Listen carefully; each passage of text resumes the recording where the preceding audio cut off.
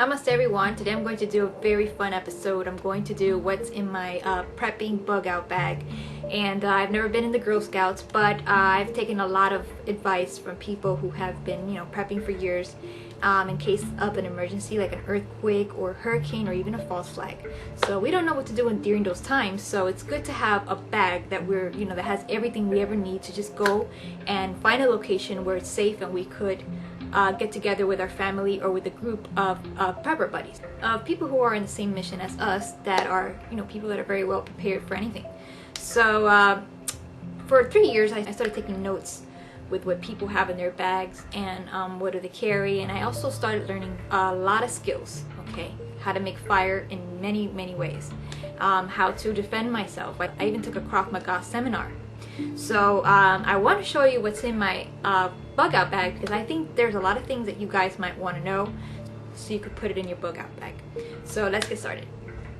Now first I want to start off by saying that I got a regular bag and not a camouflage, because I don't show people that it's a prepping bag. So the next thing I want to show you is that I have a transparent mini bag inside that contains everything, because you could see through it and it's easier to get access to.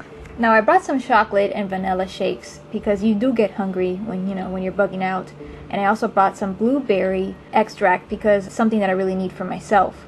And I also bought some salt and some vitamin C because you want to keep your immune up and you want to get a lot of magnesium. So I also bought some spaghettis to cook on the way. And I also bought some magnesium pills, 250 milligrams. So I keep this all here, and you also want to get additionally protein bars to give you energy on the way to your destination. Now right here I contain a waterproof flashlight in which you could press to see, and you could also press to signal, and it also floats. And you could also recharge it in this way. So if you don't have any batteries, you could always do that. I got a water purifying pen, and what you do is you dip it in the water in a cup and you let it in there for like 1 minute, and it'll kill all the germs. And then I also have the life straw, in which you could suck the water and it'll just purify it and you won't get sick. It kills like 99% of the germs. But of course I would always put an iodine pill beforehand, to make sure it takes all the debris before drinking from the water. Now here I have a set of things that you might need in the way, and again it's in another transparent bag.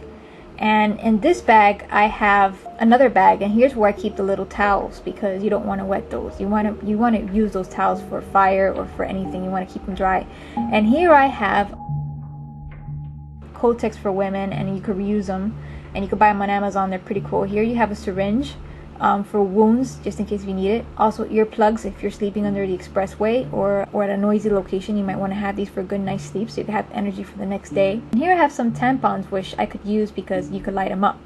And here I have some tape and bandage just in case if you get injured, you could repair yourself.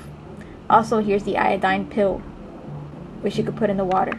I also have some mosquito repellent, and I have some antibacterial for the hands. You don't have time to wash your hands, you just do that. I also have some aloe vera gel for burns or any cuts. I also have some soap if you have to take a shower in the wilderness, and I also bottled some coconut oil here just in case if you need to cook or you need to use it for something, because coconut oil has a lot of uses.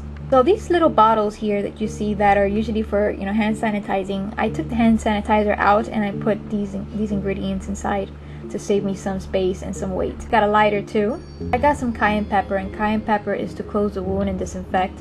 And I don't know if you guys know that cayenne pepper stops you from bleeding. I also have this red bandana to signal and also to use, if you're sweating and you just want to put it on. Here's a gas mask that I got ordered online, and that's just in case if you have to go through a place where it has a lot of gas. Here I have a bear spray just in case if there's a crowd of zombies, you might want to repel them out. And here I have a tent that I might need for camping.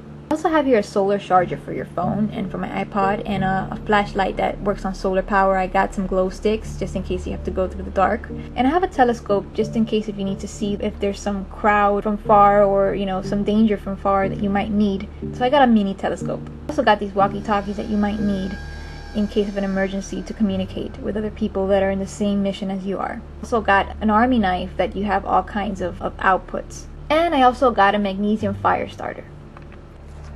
Now, one thing I wanted to mention is that when you're out there in the wild, you're going to have to eat from trees, and you're going to have to know, what is edible and what is not edible. So it's advisable for you to get Free Food and Medicine from Marcus Rothkranz.